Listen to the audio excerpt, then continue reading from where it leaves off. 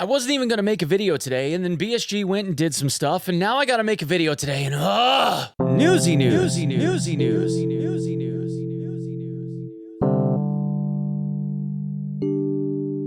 Hey, what's going on, everybody? My name's Onepeg, and this is another Escape from Tarkov news video. Yeah, I don't really know what I'm going to do for the intro anymore. The whole good morning, good afternoon thing is kind of wearing on me, so I guess we're going to change some stuff up. In the meantime, if you guys want to come by the stream at twitch.tv/onepeg, please stop on by. I'm live every day at 6 a.m. Eastern Standard Time.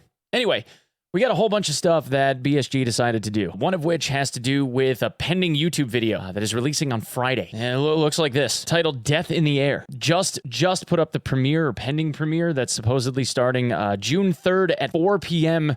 Eastern Standard Time. Now, whatever that is, literally no one knows. They just have a super pixelated image as the background. I don't have any idea what is going on with this. Maybe this is an announcement for a pre-wipe event, like a legit, actual push forward into a pre-wipe event. It could be something that has to do with the Lighthouse expansion. I'm not really sure what the pixelated image is. Your guess is as good as mine. And this, of course, comes on the tail of a pending patch that is going into the game tomorrow, June 2nd, at 3 a.m. Eastern Standard Time. Reading June 2nd at 3 a.m. Eastern Standard Time, we are planning to install a technical update. The installation will take approximately 2 hours, but may be extended if required. The game will not be accessible during this period. Now, I know that there has been some testing that has been going on kind of behind the scenes with AI, hit reg, netcode, that kind of stuff. A lot of people have been experiencing hit registration issues. I can absolutely concur with that, where you see the damage being done, the splashes of pink mist or what have you, and then no reaction from AI and other players. There's also been other situations where if you're reloading a mag on raid exit, for instance, you can end up losing all of the ammo that you had put into that magazine, not just the partials, but the whole mag.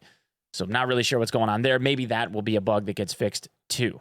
And of course, we also have this image that was teased yesterday of the Benelli Super 90, the M3. Now, the Super 90, the M3, the Benelli shotgun, is touted as one of the absolute best shotguns that has ever been manufactured. It is known as a very, very reliable, very straight shooting, very accurate, very lethal shotgun. But obviously, no word from BSG on whether or not that's getting implemented in the game anytime soon. And then last but certainly not least, we have this image of the MGL that had been shared by BSG too, which obviously is the weapon that Big Pipe is using. Big Pipe, you know, the scav boss, the rogue boss that's getting added to Tarkov with the Lighthouse expansion. You know, the big beard, looks like a pirate. Big Pipe. You guys know who Big Pipe is? Stop it. Now, of course, the question here, because that spawns on Big Pipe in his hands as a usable weapon, is whether or not that weapon is going to end up being lootable. We already have weapons that can't be looted, like Tagilla's hammer, for instance, but I think that is more about mechanics in the game than it is anything else. Something like this, which is potentially game-breaking, by the way, if it is going to be lootable off of Pipe. If it's lootable off of Pipe, how often do we end up seeing Big Pipe on a map? Is he on a map 1% of the time? Because if he's a 1 in 100 raid spawn chance, then maybe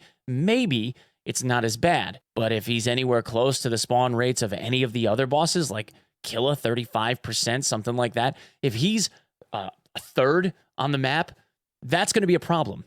See, because what'll happen is the player base will struggle for like a day or two, maybe a week on the outside, and then he's going to become farmable. As soon as he becomes farmable and word gets out and everybody understands the strategy and everybody goes for the meta way to beat him, this ends up becoming something that goes all over the place. And by some point within the first month of a fresh wipe, let's say, you will not be able to run a raid on Lighthouse or probably any other map for that matter where you don't hear some grenade booms going off from one of these. And the guys on the Chad side of things will just claim that the MGL is another Timmy cannon that will keep a Chad from feeling like they're, I don't know, important or special or whatever. No one cares, Chad. No one cares.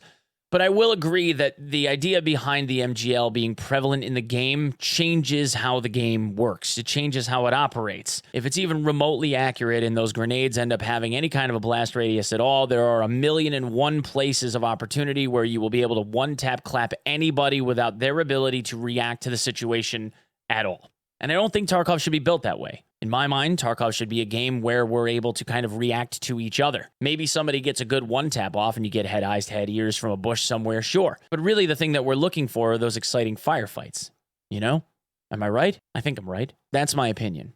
I don't think the GL40 should be lootable. Or if it is lootable, I think it needs to be extremely, extremely, extremely rare. Because I can count on one hand the number of times that I've actually seen a GL40 getting used in a raid this entire wipe.